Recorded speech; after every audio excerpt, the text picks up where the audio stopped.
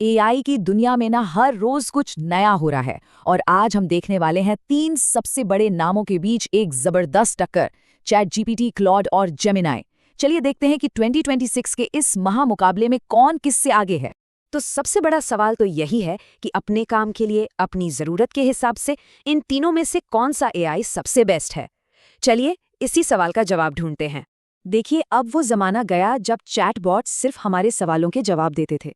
अब हम agentic AI के दौर में हैं। मतलब ज़रा सोचिए, एक ऐसा एआई जो सिर्फ आपके लिए ट्रिप प्लान ही ना करे, बल्कि खुद ही टिकट बुक कर दे, होटल रिजर्व कर ले और सब कुछ आपके कैलेंडर में भी डाल दे, वो भी अपने आप। तो आज हम क्या क्या देखने वाले हैं। सबसे पहले हम एआई के नए रण क्षेत्र को समझेंगे, फिर एक एक करके चैट जीपीटी, क्लॉड और जेमिनाई की ताकत और कमजोरियों को जानेंगे और आखिर में ये फैसला करेंगे कि किसके लिए कौन सा एआई सही रहेगा। तो चलिए शुरू करते हैं पहले हिस्से से और देखते हैं कि 2026 में एआई की दुनिया का नज़ारा आखिर है कैसा। ये टेबल समझिए हमारी मास्टर गाइड है। एक ही नज़र में तीनों एआई की तुलना, कॉन्टेक्स्ट विंडो से लेकर लिखने के स्टाइल तक, हर एक की अपनी अलग ताकत है, अपनी अलग पहचान है। हम इन सब पर एक एक करके आगे और गहराई से बात करेंगे।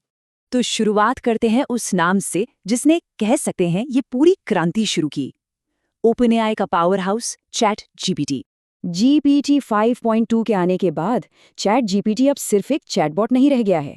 सोचिए, बड़ी बड़ी कंपनियां इसे अपने मुश्किल से मुश्किल काम ऑटोमेट करने के लिए इस्तेमाल कर रही हैं, जैसे कस्टमर सपोर्ट संभालना या मार्केट के ट्रेंड्स का एनालिसिस करना।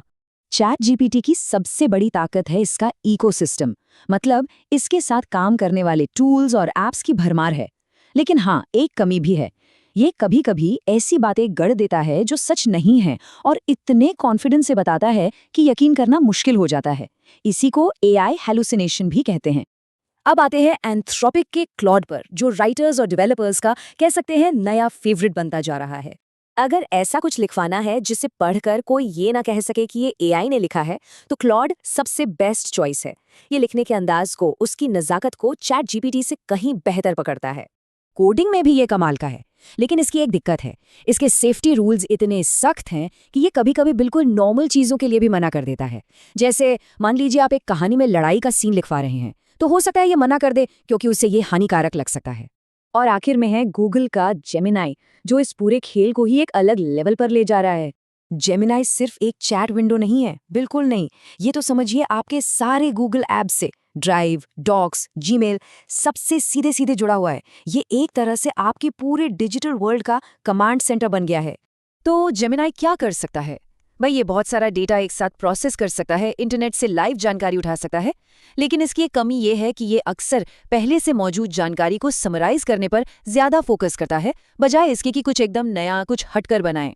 और हाँ, डेटा की बात चली है तो एक बहुत जरूरी चीज पर आते हैं, कॉन्टेक्स्ट विंडो। इसे आप एआई की शॉर्ट टर्म मेमोरी समझ सकते हैं और इसे नापा जाता है टोकन्स में, जो मोटे तौर पर शब्द ही होते हैं। तो चैट जीपीटी की मेमोरी है 2,72,000 टोकन्स की, जो कि काफी ज्यादा है। लेकिन फिर आता है क्लॉड, पूरे 10 लाख टोकन्स के साथ। अंदाजा लगाइए, ये इतना है कि आप पूरी महाभारत एक बार में इसे देकर उसका एनालिसिस करवा सकते हैं। और फिर आता है जेमिनाई, जो 20 लाख टोकन्स के साथ सबको पीछे छोड़ देता है।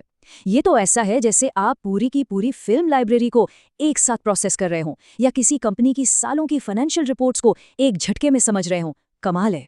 तो इतनी सारी जानकारी के बाद आखिरी फैसला क्या है? कौन सा एआई चुनना चाहिए? देखिए, ये पूरी तरह इस बात पर निर्भर करता है कि काम क्या है। अगर बड़े बिजनेस के काम ऑटोमेट करने हैं तो चैट जीपीटी बेस्ट है। अगर कुछ बेहतरीन लिखना है या कोडिंग करनी है तो क्लॉड से अच्छा कोई नहीं। और अगर ढेर सारे लाइव डेटा या मीडिया को एनालाइज करना है तो जेमिनाई का कोई मुकाबला नहीं।